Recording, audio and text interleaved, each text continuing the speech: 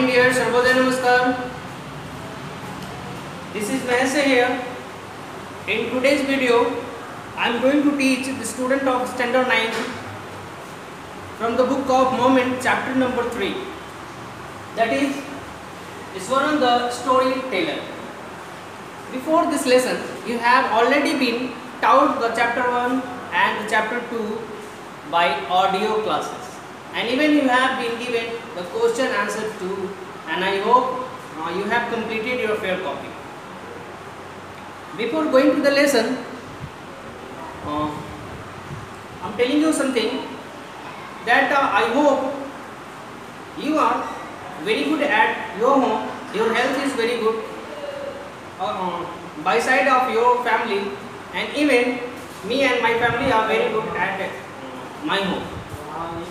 इस महामारी में हम और हमारा परिवार भी सुरक्षित है और उम्मीद करते हैं आप और आपका परिवार भी सुरक्षित होगा।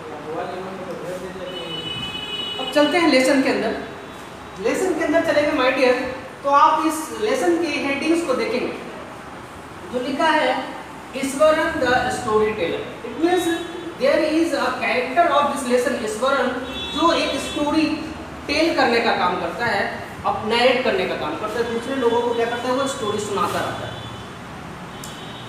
चलेंगे लेसन के अंदर भी, लेकिन लेसन के अंदर जाने से पहले मैं बता दूं द प्रेजेंट लेसन के जो राइटर हैं वो है आर.सी. लक्ष्मण।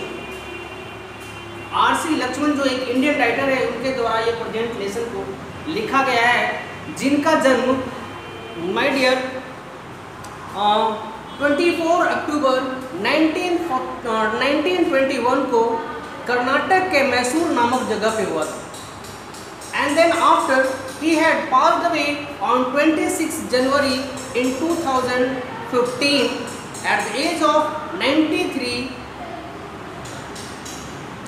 इन महाराष्ट्र, पुणे। उन्होंने अपने पूरे जीवन काल में बहुत सारे स्टोरीज को लिखे। Comical story used to write in his life. क्या करते थे, अपने लाइफ में कॉमिकल स्टोरी लिखा करते थे for the newspaper, for the magazines. जैसे टाइम्स ऑफ इंडिया के लिए वो रेगुलरली कॉमिक लिखा करते थे, और उस कॉमिक का नाम दिया गया, मैं बता दूं उनके कॉमिक का नाम था कॉमन मैन। कॉमन मैन के नाम से उनका एक सीरीज टाइम्स ऑफ इंडिया में उस जमाने में चला करता था। और उसके लिए 1951 में उन्हें इस योगदान के लिए बहुत सारे सम्मानों से सम्मानित किया गया, जिसमें पद्म भूषण, पद्म विभूषण और भी बहुत सारे ऐसे अवार्ड हैं जिसको उन्हें दिया गया। इन सारे अवार्ड से उनको सम्मानित किया गया। अब आगे चलते हैं लेसन में कि लेसन एक्चुअली में कहता क्या। तो I am telling you the theme of the story. Theme of the story मतलब क्या कह रहे हैं कि हम एक इंसान हैं और इंसान के जीवन में डर नामक एक चीज होती है जो हमेशा उसे किसी काम को करने से रोकता है।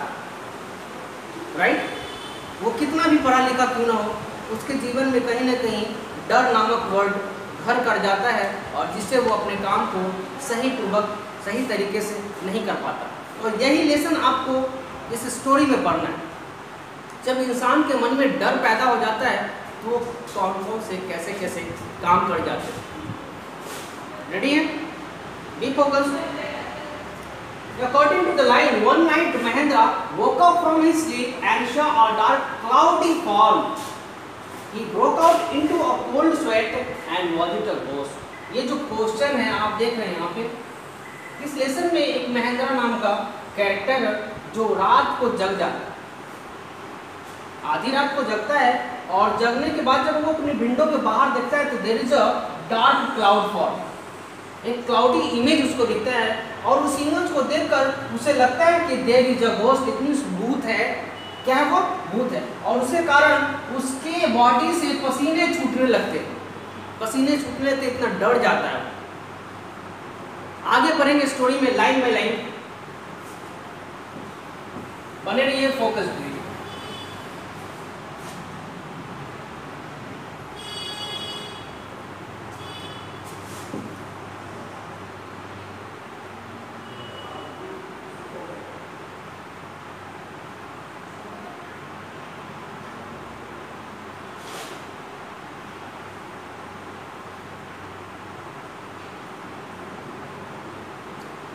ये स्टोरी स्टार्ट हो रहा है यहाँ से। The story was narrated to Ganesh by young man Mahendra by name. He was junior supervisor in a firm which offered and hire supervisor and various type of construction site like factories, bridges, dams and so on many more। अब इस lesson में जो character है,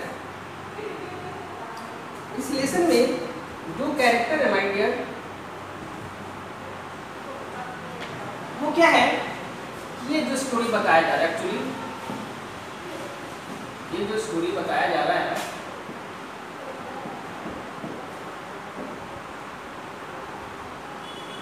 ये गणेश के द्वारा narrated है, गणेश के द्वारा नैरेट किया जाता है, जिसको आप ऊपर में अभी स्टोरी के हेडिंग में पढ़ा था ईश्वरन, वही यहाँ गणेश है जो एक यंग आदमी है और वो he used to narrate the story to Mahindra.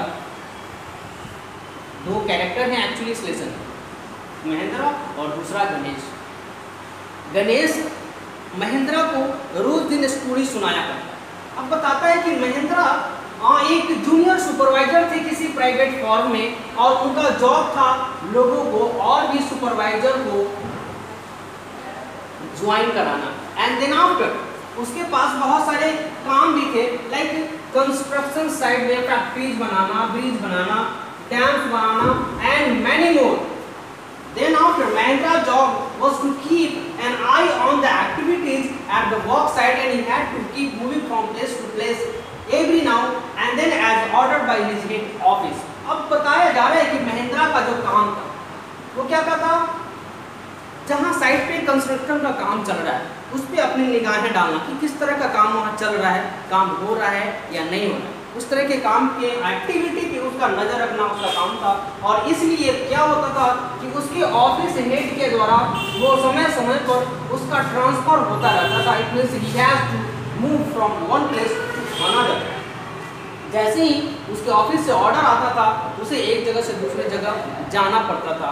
और from a coal mining area to a railway bridge construction site, from there after a few months to a chemical plant which was coming up somewhere। बताया जा रहा है कि कहाँ कहाँ जाया करते थे जब उनका ट्रांसफर हुआ करता था, कि कोल माइन से रेलवे ब्रिज बनाने के लिए जाया करते थे, फिर वहाँ से और कोई ट्रांसफर मिल जाता था तो केमिकल प्लांट के लिए चले जाते थे, और ऐसे बहुत सारे साइट से जहाँ पे महेंद्रा को ट्रांसफर कर दिया जाता था।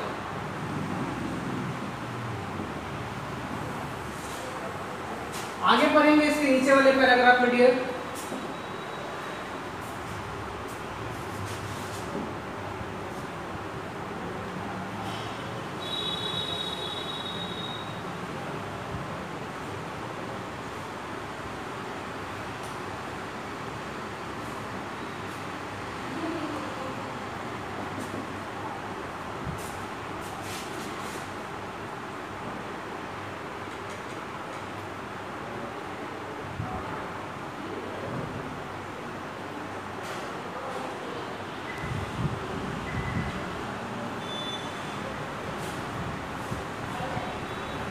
आगे चलेंगे माय डियर स्टूडेंट।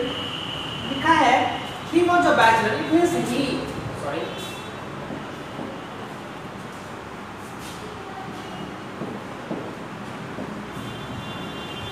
ये ही जो पॉइंट आउट किया गया है, he actually this pronoun is used for Mahendra. अब बताया जाए कि महेंद्रा एक बैचलर थे, it means he was not a married man and his needs were simple and he was unable to adjust himself to all kind of odd condition whether it was an ill-equipped circuit house or a makeshift canvas tent in the middle of a stone quarry। अब बताया जा रहा है कि ये जो महेंद्रा थे वो एक बैचलर थे, शादीशुदा नहीं थे, इसलिए उनके पास बहुत ही साधारण सिंपल सा नीड हुआ करता था, उनके पास बहुत ज़्यादा नीडेड नहीं होता था, और इसलिए वो क्या करते थे अपने कंडीशन से अपने आप को एडजस्ट कर लेते थे, अपने आप को मैनेज कर लेते थे। उनको रहने के लिए अगर घर भी नहीं मिलता था तो क्या करते थे, कंपनी के साइड में उसका सर्किट हाउस में रह लिया करते थे, या फिर कन्वास जो टेंट हाउस होता है उसी टेंट हाउस को बनवाकर उसी में अपने अपने समय को बिताया करते थे। Then after but one assist he had was his cook Iswaran. लेकिन इन सब के बाद उस महेंद्रा के पास एक बहुत बड़ी संपत्ति थी, उस संपत्ति का नाम है ईश्वरन। अब बताया गया कि महेंद्रा ईश्वरन नाम के इंसान को, जिसको आपने पहले पैराग्राफ में गणेश पढ़ा था, उसको अपना एसेट्स क्यों बता रहा है, ये आगे बताएंगे कि उन्होंने अपने इस कुक को, ईश्वरन को एक एसेट्स क्यों बताया। The cook was quite attached to Mahendra and followed him uncomplaining wherever he was posted. He cooked for Mahendra, washed his cloth and chatted away with his master at night. He could weave of endless stories and annotated on the varied subject.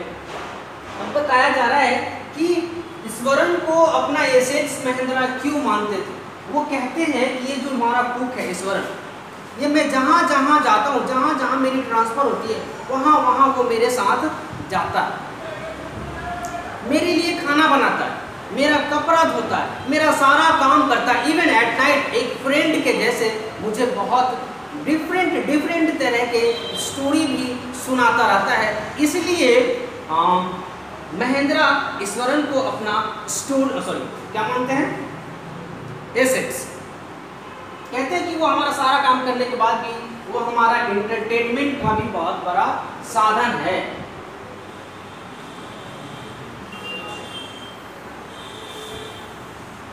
आगे Eswaran also had an amazing capacity to produce vegetables and cooking ingredient seemingly out of nowhere in the middle of a desolate landscape with no shops visible for miles around. अब इस paragraph में बताया जा रहा है कि ईश्वरन क्या करते थे। ऑलरेडी बताया जा रहा है कि ये जो थे ये महेंद्रा के लिए एक संपत्ति का काम करते थे। लेकिन क्यों संपत्ति थे, बताया जा रहा है कि ईश्वरन के पास एक अजीब तरह का क्वालिटी था, अजीब क्वालिटी था उसके पास, जिसकी वजह से वो क्या करता था, जहाँ भी जाता था, जिस एरिया में जाता था। अभी जो प्रेजेंट एरिया में वो एक हिली एरिया, पथरीली जगह है और वहाँ पे दूर दूर तक कहीं भी शॉप, कोई भी दुकान दिखता नहीं है। और इसीलिए ये लड़का जो ईश्वरन नाम का है वो जहाँ टेंट गाड़ कर रहता है उसी के आसपास में कुछ वेजिटेबल्स का प्लांटेशन करता है और उसी प्लांटेशन से वेजिटेबल उगाकर वो अपना काम करता है। उसको कहीं भी जाने की ज़रूरत नहीं होती है सब्जी लेने के लिए।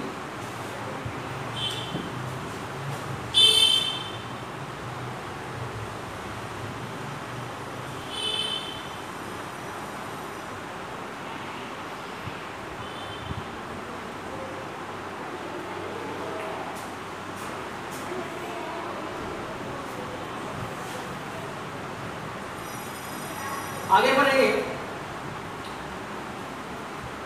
he would miraculously consume of the most delicious dishes made with fresh vegetable within an hour and arriving at the zinc seeds center at the new workplace. बताया जा रहा है महेंद्रा के द्वारा। ये कौन है, महेंद्रा। he is महेंद्रा है और वो बताते हैं कि ईश्वर अपने द्वारा उगाए हुए वेजिटेबल्स को वहाँ से लाता है और उसका बहुत ही टेस्टी खाना बनाता है। बहुत टेस्टी और फ्रेश वेजिटेबल कुछ ही घंटों में तैयार कर लेता है और जहाँ मैं होता हूँ वहाँ वो मेरे लिए खाना लेकर पहुँच जाता है। Mahindra would be up early in the morning and leave for work after breakfast carrying some prepared food by him. बताते हैं कि रोज दिन रेगुलर रूटीन के अनुसार महेंद्रा क्या करते हैं, रात को सोते हैं और सुबह जल्दी उठते हैं और जल्दी उठने के बाद अपने वर्कशॉप पे जाने के लिए रेडी होती है और उसी पीरियड में ईश्वरन क्या करते हैं, उनके लिए एक ब्रेकफास्ट तैयार करते हैं और उस ब्रेकफास्ट को महेंद्रा अपने साथ लेकर जाते हैं। कहाँ जाते हैं, अपने वर्क साइट पे जहाँ वो काम करते हैं। मैं meanwhile Eswaran would tidy up the seed, wash the clothes and have a leisurely bath, pouring several buckets of water over his head and muttering a prayer all the while. It would be lunchtime by then. और जैसे ही महेंद्रा अपने काम को चले जाते हैं, अपने काम पर चले जाते हैं, उसके बाद ईश्वरन के पास कोई काम नहीं था। He was free now. वो फ्री हो जाता है तो क्या करता है, महिंद्रा के एब्सेंट में स्वर्ण क्या करता है, यहाँ आप देख सकते हैं वो क्या करता है, अपने घर की सफाई करता है, जहाँ पे वो रहता है शेड में, वहाँ उसकी सफाई करता है, कपड़े धोता है, और उसके बाद जब उसके पास बहुत सारा लीजर टाइम बच जाता है तो क्या करते हैं, बहुत सारे बकेट ऑफ वाटर से घंटों तक नहाते रहता है, अपने ऊपर पानी उड़ेलते रहता है, उड़ेलते रहता है, उड़ेलते रहता है। पानी की कमी नहीं है और इसलिए वो क्या करता है, बहुत ज़्यादा पानी यूज़ करता है अपने आप को धोने के लिए, अपने आप को नहाने के लिए। आगे बढ़ेंगे।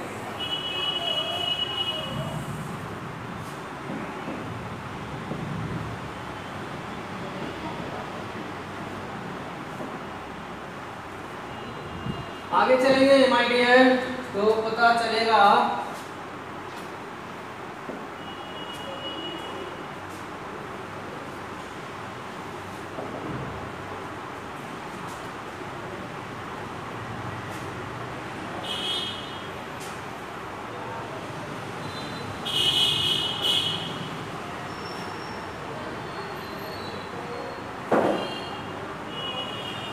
अब यहाँ देख सकते हैं आप, घंटों नहाता है और नहाने के साथ साथ वो भगवान से प्रेयर भी करता है। He muttering a prayer all the while and it could be lunch time by then, और ऐसे ही करते करते धीरे धीरे लंच टाइम हो जाता है।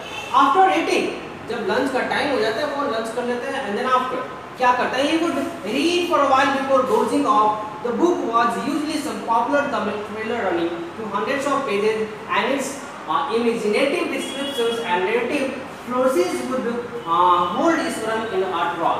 जब वो खाना खाकर रेडी हो जाता है तब क्या करता है, तमिल भाषा में लिखे हुए कुछ स्टोरी बुक है उसके पास जो 100 पेजेस में उपलब्ध है। अब उसमें से वो क्या करता है, स्टोरी को पढ़ता है, स्टोरी पढ़ लेता है जो थ्रिलर टाइप का है। थ्रिलर मतलब समझते हैं ना, कुछ असमंजस वाली स्टोरी, आगे क्या होने वाला है, इस तरह का जो थ्रिलर मूवी होती है उसी तरह का थ्रिलर स्टोरी ये स्वर्ण पढ़ा करते हैं जब उनके पास खाली टाइम होता है। Then after his own descriptions were greatly influenced by the Tamil author that he read. वो क्या करता है, तमिल ऑथर के द्वारा जो स्टोरी वो पढ़ता है उसके ऊपर बहुत ही बड़ा प्रभाव छोड़ता है। किसके ऊपर, ईश्वरम के ऊपर। ईश्वरम वो स्टोरी पढ़ता है और उस स्टोरी पढ़ने के बाद जो भी गेन करता है वो उसके ऊपर बहुत बड़ा असर डालता है और इसी के सहारे वो स्टोरी महिंद्रा को सुनाया करता है। Okay, after when he was narrating even the smallest of incident, he would try to work in a suspense and a surprise ending into the account. For example, instead of saying that he had come across an uprooted tree on the highway, he would say with eyebrows superbly arched and hands held out his dramatic gesture. अब Mahindra actually यहाँ जो narrator है जो पूरे story को सुना रहे हैं एक्चुअली महिंद्रा है और महिंद्रा अपने आप बीती को सुना रहे हैं कि ईश्वरम हमारे साथ कैसे कैसे बिहेव करता था, वो हमारे पास कैसे स्टोरी सुनाता था एक्चुअली। अब ये महिंद्रा जो है वो बताते हैं ईश्वरम के बारे में कि ईश्वरम क्या करता था, एक छोटी सी छोटी घटना को, एक छोटी सी छोटी इंसिडेंट को वो एक स्टोरी का रूप दे देता था और वो स्टोरी को क्रिएट करता था, हमें सुनाता था कब, रात को सोने टाइम। और सोने के टाइम जब वो स्टोरी सुनाता था सुनाते सुनाते अपने स्टोरी को अधूरा छोड़ जाता था, सस्पेंस क्रिएट करके छोड़ जाता था कि अब जहाँ तक वो स्टोरी सुना चुका है उसके आगे क्या होने वाला है यही नहीं बताता। कौन नहीं बताता था, ईश्वर। किसको, महिंद्रा। अब महिंद्रा बताते हैं कि एक बार वो स्टोरी मेरे को सुनाया। कैसा स्टोरी सुनाया कि जब वो किसी रास्ते से जा रहा था, एग्जाम्पल के तौर पे वो स्टोरी सुना रहे हैं कि जब वो किसी रास्ते से जा रहा था तब उसने क्या देखा, रास्ते के बीचों बीच एक पेड़ जो अपने जड़ से किसी आंधी में उखड़ गया होगा, वो हाईवे पर, रोड पर इस तरफ से उस तरफ पड़ा हुआ। And he would say with his eyebrows deeply arched and hand held out in dramatic gesture, the road was deserted and I was and all along suddenly I spotted something that looked like an enormous ghost. अब ये जो है ईश्वरन वो महिंद्रा को story क्या सुना रहे हैं कि जब वो हाईवे से जा रहे थे और दूर एक उखड़ा हुआ पेड़ सड़क के किनारे गिरा हुआ था, उसको दूर से देखता है और दूर से देखने के बाद अपने जो आईब्रो है आश्चर्य में जब लोग पढ़ते हैं तो ये ऐसे ऐसे करने लगता है, राइट। और इसी आश्चर्य को शो करने लगता है और बताता है कि ये जो गिरा हुआ है एक्चुअली में that was not a tree according to Ishwar. वो कहता है कि वो पेड़ नहीं, वो क्या है, भूत है, घोस्ट है, और उसको देखकर वो डर जाता है। लेकिन वास्तविकता यही होती है, वो एक ट्री होता है। बाद में पता चलता है कि वो रास्ते में जो गिरी है वो कोई भूत है नहीं, एक्चुअली वो ट्री है। लेकिन उस ट्री को ईश्वरन क्या नैरेट करता है, भूत बनाकर।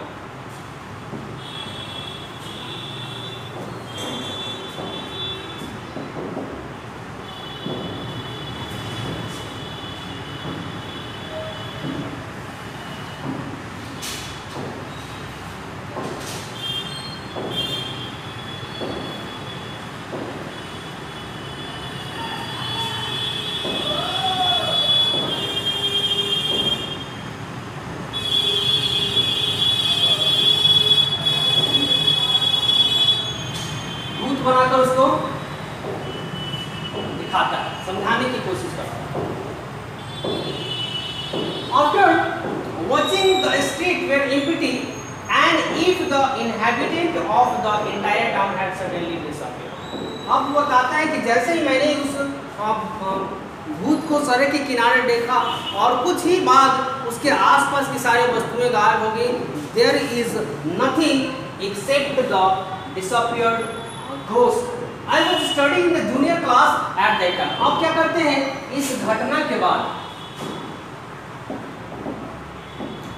इस स्टोरी के बाद, ये स्टोरी फिनिश कर दी उन्होंने, यहाँ तक ये स्टोरी क्रिएट कर दी, यहाँ तक ईश्वरन ने एक स्टोरी सुना दिया और इसके लास्ट में उन्होंने बताया ही नहीं कि क्या हुआ, क्योंकि मैंने अभी हम बताया था वो लास्ट में सारे स्टोरी अधूरा छोड़ जाते हैं। और इसके बाद वो दूसरा स्टोरी बता रहे हैं in the words of Mahindra. Actually ये सारा महेंद्रा डिस्क्राइब कर रहे हैं, समझ लीजिए। अब महेंद्रा दूसरा स्टोरी को बताएंगे कि I was studying in the junior class. जब वो किसी जूनियर क्लास में पढ़ा करते हैं at that time and was watching the whole drama from the roof top. अपने स्कूल में, अपने स्कूल के रूफ टॉप पर से एक ड्रामा देख रहे थे। अब जानते हैं कि वो किस तरह का ड्रामा एक्चुअली देख रहे हैं। ड्रामा देख रहे थे, किस तरह का ड्रामा देखते हैं, आते हैं देखते हैं। I don't know what come over me suddenly। I grabbed a cane from the hands of the teachers and ran down the stair and into the open। The elephant grunted and menacingly swung a branch of tree which it held in its trunk and it stamped its feet, kicking up a lot of mud and dust। It looked frightened, but I moved slowly toward it and stick in hand। People were watching the scene। A hypothesis from the nearby house stopped। The elephant looked at me, red eyes ready to rush toward me, and I lifted its trunk and trumpeted loudly। At that moment I moved forward and mustering all my force। अब इस story में जो story ईश्वरम ने महेंद्रा को सुनाया था, अब महेंद्रा इसको अपने वर्ड में कह रहे हैं कि जब वो बचपन में स्कूल जाया करते थे, स्कूल की छत पर खड़े थे और खड़े होकर क्या देख रहे थे, there was a big noise around the whole school. उस स्कूल के आसपास बहुत सारा नॉइज हो रहा था और उसी नॉइज को वो देखकर छत के ऊपर गए थे और छत के ऊपर से उन्होंने क्या देखा कि एक पागल तरह का हाथी जो मैड हो चुका है, उसके सूर में एक बड़ा सा पेड़ लपेटा हुआ है और इधर उधर भाग रहा है, इधर उधर दौड़ रहा है।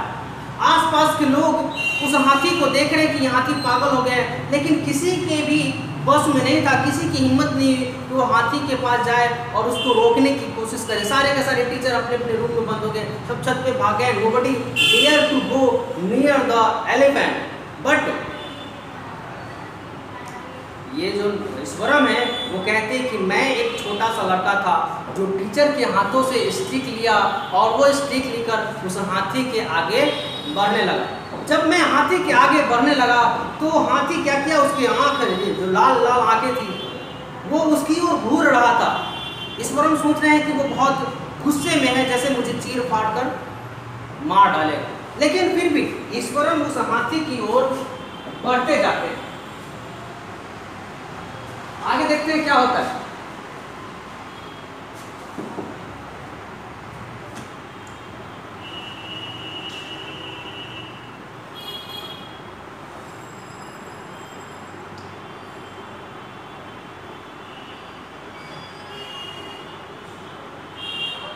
यहाँ तक आपने पढ़ लिया।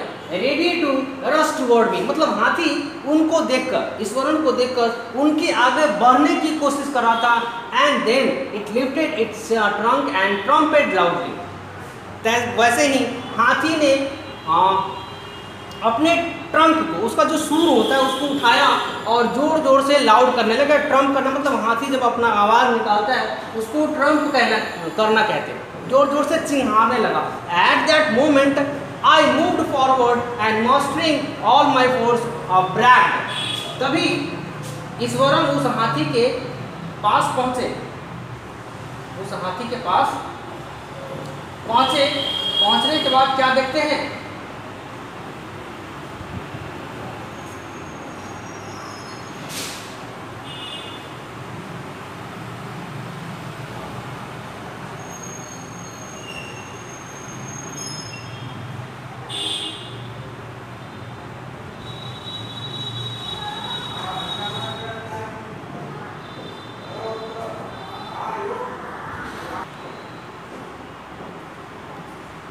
आगे में ईश्वरन बताते हैं इस third टूनेल on the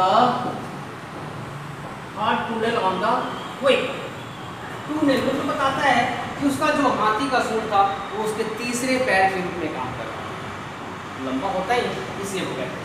end then beast looked stunned for a moment, then it shivered from head to foot and collapsed. At that point Eswaran would leave the story unfinished। अब बता रहे हैं कि हाथी ईश्वरन को देखकर अपने सूंड को उठाकर ट्रम्पेट करने लगा, आवाज़ निकालने लगा। जैसे लोग आप लोगों ने फिल्मों में देखा हो कि हाथी कैसे लोगों को प्रणाम करता है, अपने सूंड को उठाकर, अपने पैर को उठाकर ऐसे करके लोगों को प्रणाम करते हैं, जो ट्रेंड एलिफेंट होते हैं एक्चुअली। उसके बाद ईश्वरन ने क्या किया, महेंद्रा बताते हैं ईश्वरन ने इतना कहने के बाद स्टोरी को कोलैप्स कर दिया, मतलब स्टॉप कर दिया, रोक दिया। At that point Eswaran would leave the story unfinished, और फिर से दूसरे स्टोरी को भी ईश्वरन ने अनफिनिश्ड छोड़ दिया, उसको उसके लास्ट तक नहीं ले। And I get up mumbling, I will be back after lighting the gas and warming up the dinner. Mahendra, who had been listening with rapt attention, would be left hanging।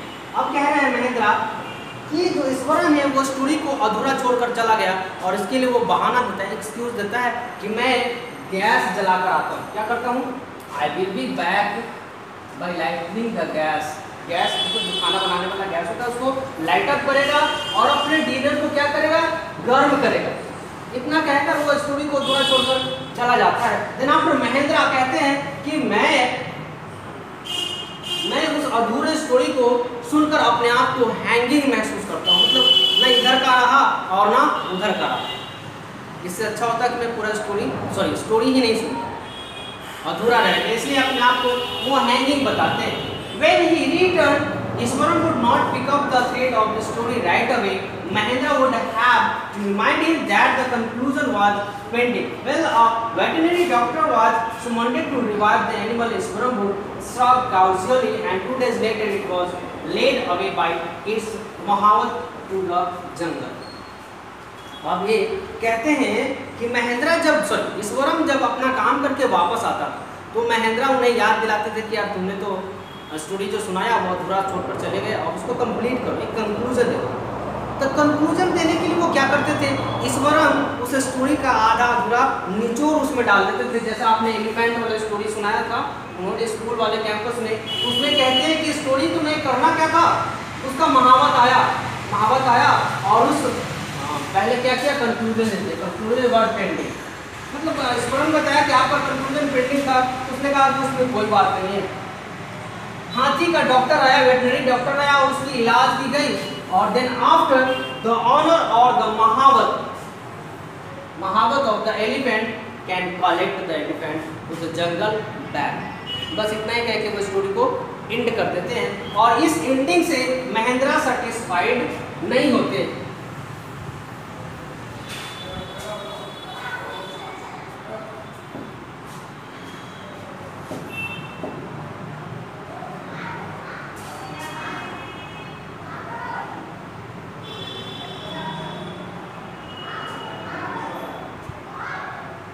Satisfied होते लिए क्या कहते हैं? Well, how did you manage to do it Ishwaram, how did you bring down the beast? अब ये महेंद्रा कहते हैं कि कैसे तुम अपने आप को मैनेज करते हो स्टोरी को सुनाने के लिए, स्टोरी को क्रिएट करने के लिए। How did you bring down the best? इस तरह की क्रिएशन को तुम कहाँ से लाते हो? It has something to do with Japanese art. तब ये कहता है कि it was something that can be do with Japanese art, मतलब जापान में जो पाया जाने वाला कलाकृतियाँ होती है उसके सहायता से वो क्या करता है, इसका प्रयोग करता है। I think sir karate and judo it is called, and I had to read about it somewhere. I temporarily paralyzed their nervous system, you see. अब ये कहते हैं ईश्वरन कहते हैं कि जापान में जो सिस्टम है उसमें कराटे और जूडो सिखाए जाते हैं। Then after I have read somewhere, हमने कहीं पढ़ा है कि टेम्पररी रूप से जो पैरालाइज्ड पेशेंट होते हैं उनके नर्वस सिस्टम में क्या होता है, प्रॉब्लम। आपने देखा भी है, ऐसा वो कह रहे हैं ईश्वरन, महेंद्रा को कह रहे हैं। Not a day pass without Iswaran recounting some story packed with adventure, horror and suspense. अब महेंद्रा कह रहे हैं कि ऐसा कोई भी दिन पास नहीं होता था जिस दिन ईश्वरन कोई स्टोरी हमें नहीं सुनाता। तो वो रोज दिन किसी न किसी तरह का स्टोरी सुनाया ही करता था, कभी एडवेंचर टाइप का, कभी हॉरर टाइप का, कभी सस्पेंस टाइप का, लेकिन कभी भी कंप्लीट स्टोरी नहीं सुनाता। Whether the story was credible or not, Mahendra enjoyed listening to it because of the imitable way in which it was told. Ishwaram seemed to more than make up for the absence of TV in Mahendra's living quarters. अब ये महेंद्रा क्या कहते हैं कि जैसा भी हो, जिस तरह का भी स्टोरी ईश्वरम मुझे सुनाया करता है उससे मेरे एंटरटेनमेंट का साधन भरपूर है। इट मीन्स मैं घर में अकेला रहता हूँ और मेरे लिए वो एक टीवी का काम करता है, टेलीविज़न का काम करता है। जब मैं ईश्वरम हमारे पास है तो मुझे टीवी की कोई ज़रूरत नहीं है, वो हमारा एंटरटेनमेंट का बहुत बड़ा साधन है।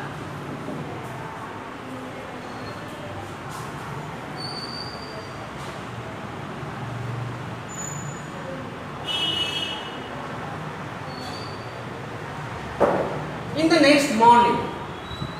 the next morning, one morning when Mahendra was having breakfast, Ishwaran asked, "Can I make something special for dinner tonight, sir?" एक सुबह को जब महेंद्रा अपना ब्रेकफास्ट कर रहे थे तभी ईश्वरन ने उनसे पूछा कि क्या आज रात के लिए हम लोग कुछ स्पेशल डिनर तैयार कर सकते हैं? महेंद्रा क्या जवाब देते हैं? After all, today in auspicious day, according to tradition, we prepare various delicacies to feed the spirit of our ancestor today, sir. अब महेंद्रा कह रहा है कि हमें स्पेशल डिश आज की रात को बनाना चाहिए। क्यों बनाना चाहिए? वो बता रहा है कि आज का जो डे है वो बहुत ही ऑस्पिशियस है। इस रात को जब हम अच्छे अच्छे खाने बनाते हैं तो इस रात को हमारे पूर्वज जो मर चुके हैं वो आत्मा के रूप में हमारे यहाँ आते हैं, हमारे द्वारा बनाए गए स्वादिष्ट व्यंजन, स्वादिष्ट भोजन का आनंद लेते हैं, और इसीलिए हमें आज की रात बहुत ही स्पेशल टाइप का डिनर रेडी करना चाहिए। That night, Mahendra enjoyed the most delicious dinner and complimented Ishwaran on his culinary skill. He seemed very pleased, but unexpectedly launched into a most garish account involving in the supernatural. बताया जा रहा है कि उस रात को महेंद्रा ने बहुत अच्छे डिनर का स्वाद चखा, मजा लिया उसका, और उस स्वादिष्ट डिनर का ईश्वरन को कॉम्प्लीमेंट भी दिया, उसकी प्रशंसा भी की। कहते हैं कि ऐसा लगता है जैसे मैं इस अनएक्सपेक्टेड फूड का भागीदार नहीं था, फिर भी मुझे इतना स्वादिष्ट डिनर आज करने को मिला। Then after, you know sir, this entire factory area we are occupying was once a burial ground is started. अब आगे फिर से ईश्वरन क्या कर रहे हैं? महेंद्रा को डराने की कोशिश कर रहे हैं। किसको डराएंगे? महेंद्रा को डराएंगे।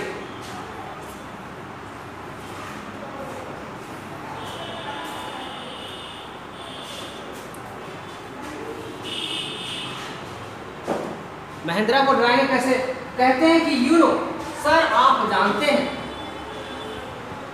हैं एंटायर फैक्ट्री, जहाँ हम रहते हैं, जहाँ हमारी फैक्ट्री है, वो पूरा का पूरा एरिया एक्चुअली में व्यूरनल एरिया, ये बताते हैं यहाँ पे कहाँ गया, burial ground. Burial ground means मतलब पहले कभी भी ये कब्रिस्तान रहा होगा, जहाँ पे लोगों को दफनाया जाता है, कब्रिस्तान रहा होगा। और यही बात ईश्वरम महिंद्रा को समझा रहे कि जहाँ हम रहते हैं, जहाँ हमारा फैक्ट्री है, वो सारा का सारा कब्रिस्तान का एरिया है। And then he started, Mahendra was jumped out of the pleasant revive he had drifted into after the satisfying meal. I knew on the first day itself when I saw a human skull laying on the path. Even now I came across a number of skulls and bones. Eshwaram continue. अब ये महिंद्रा जब ईश्वरम की बात को सुनते हैं तो बताया जाता है he got in a jerk, shock हो गए।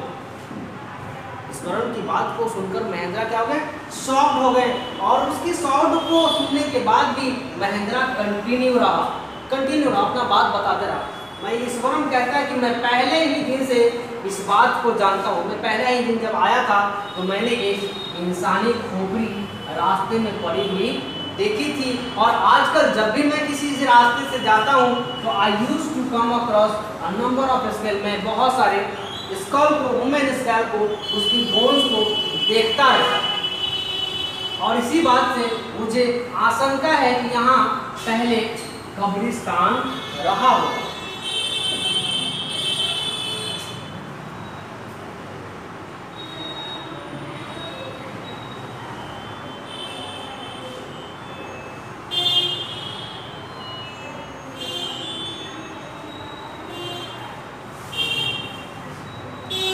आगे कहते हैं he went on to narrate how he sometimes was ghost at night. I am not easily frightened by these things, sir.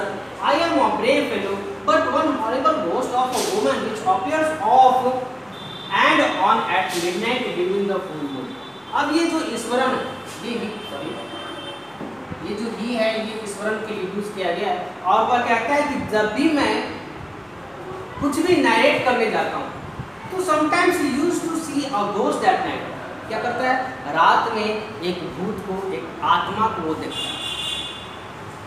आत्मा को कैसे देखता है, और देखने के बाद कहता है कि मैं उसे देखने के बाद डरता भी नहीं, क्योंकि वो अपने आप को क्या बताता है, ब्रेव, अपने आप को ब्रेव बताता है। और कहता है कि मैं कोई भूत आत्मा मंत्र देखकर मुझे किसी प्रकार का कोई डर नहीं लगता। वो कहता है कि वो जो भूत है, that is a horrible ghost of a woman, एक औरत का भूत है, एक औरत का आत्मा है, जो हमेशा चांदनी रात को, फुल मून को अपीयर होता है, सामने आती है। जब पूर्णिमा की रात होती है, तब वो घोस्ट ऑफ वुमन उसे दिखाई देता है। It is an ugly creature with matted hair and shrivelled less like a skeleton holding a foetus in its arm. अब बताते हैं ये ईश्वरम साहब महिंद्रा को कि जब वो फुल नाइट वो औरत आती है तो कैसा दिखती है, वो अगली क्रिएचर की तरह दिखती है। उसके जो बाल हैं वो काले काले लंबे लंबे घुंघराले हैं। इवन उसके हाथ में एक स्केलेटन सिस्टम होल्डिंग होता है। स्केलेटन सिस्टम को आप समझते हैं, जो एक बच्चे का होता है, एक बच्चे का स्केलेटन सिस्टम उसके हाथों में या उसके गोद में होता है, और जिसे देखकर मुझे किसी भी तरह का कोई भी डर नहीं लगता।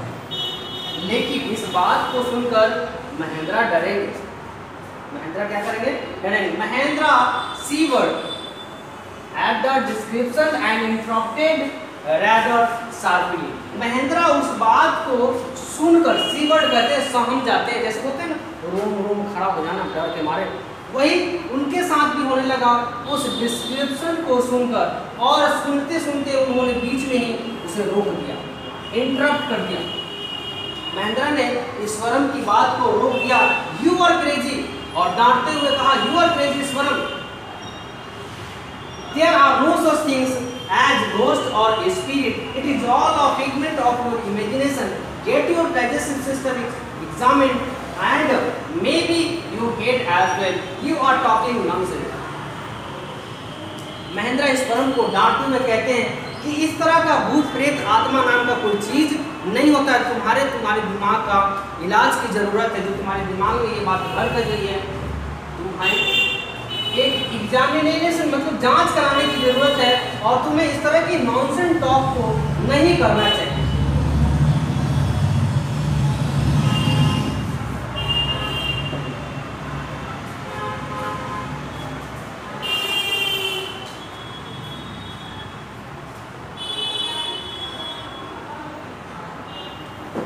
आगे वो बताते हैं कि left the room and retire from the night accepting Isparam to solve of a couple of days, but the next morning he was surprised to find the two as cheerful and talkative as ever.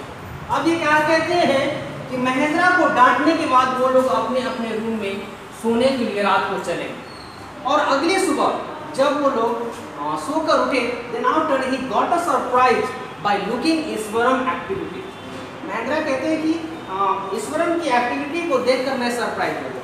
जैसे मैंने पिछली रात को उसे बहुत डांट लगाई, लेकिन उस डांट का उस पर कोई भी असर नहीं हुआ, कोई भी इम्पैक्ट नहीं हुआ। पहले की जैसे हैबिचुअल था, ऐसा उसके बॉडी लैंग्वेज लगता था कि उसे किसी तरह का कोई भी डांट फटकार नहीं पड़ा है। वो पहले की तरह खुश था और टॉकेटिव भी। From that day on, Mahendra, for all his great talk, went to bed with the shortened on keys and even night to peer into the darkness. वो जैसे पहले किया करता था वैसे अब भी कर रहा। रात को सोने के टाइम वो खिड़की के सहारे, विंडो के सहारे बाहर की ओर झांकता है और अपने आप को बहादुर बताता है। और नेसेसरी रूप से वो क्या करता है, बाहर की ओर झांकता है।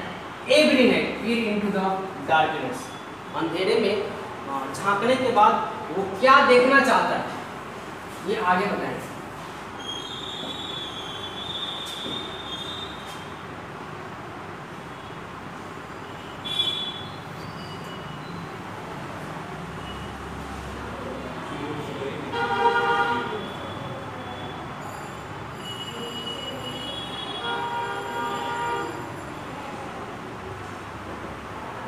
रात के अंधेरे में बाहर झांकता है। कहाँ झांकता है? बाहर झांकता है। At the window next to his bed, trying to make sure that there was no moment of dark set in the vicinity, but he could only see a sea of darkness with a twinkling light of the factory miles away. Mahindra कहते हैं कि जब वो खिड़की के बाहर से अंधेरे में झांकता है तो उसे कुछ भी नहीं नजर आता है। जो दूर फैक्ट्री स्थित है उसी में जलता हुआ टिमटिमाता हुआ लाइट उसे नजर आता है, और उसी लाइट को देखकर उसे लगता है कि वहाँ कोई भूत है, कोई आत्मा, कोई प्रेत रहता है, और कुछ भी नहीं, अकॉर्डिंग टू महेंद्रा।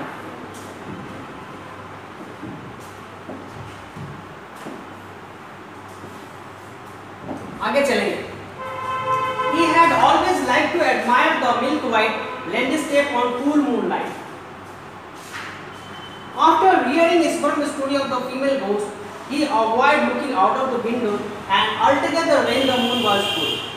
अब ये महेंद्रा कह रहे हैं, ये तो नहीं, ये महेंद्रा है, वो कह रहे हैं कि मैं हमेशा वाइट वस्तुओं का, वाइट चीजों का, लैंडस्केप का मतलब बर्फीली जगहों का हमेशा प्रशंसा किया करते थे। चांदनी रात में जब वो लैंडस्केप चमकता है, बर्फीले एरिया चांदनी रात में चमकता है, बहुत खूबसूरत होता है, और इसी खूबसूरती को एडमायर कर रहे हैं महेंद्रा। लेकिन कहते हैं कि जब मैंने ईश्वरम की भूत वाली स्टोरी सुनी तब से मैं विंडो के बाहर देखना बंद कर चुका हूँ, और स्पेशली कब, जब फुल मून की रात हो। फुल मून की रात हो वो विंडो के बाहर झांकते ही नहीं हैं, क्योंकि उनके मन में भी कहीं न कहीं भूत वाली बात घर कर गई है, और इसलिए वो डरने लगे।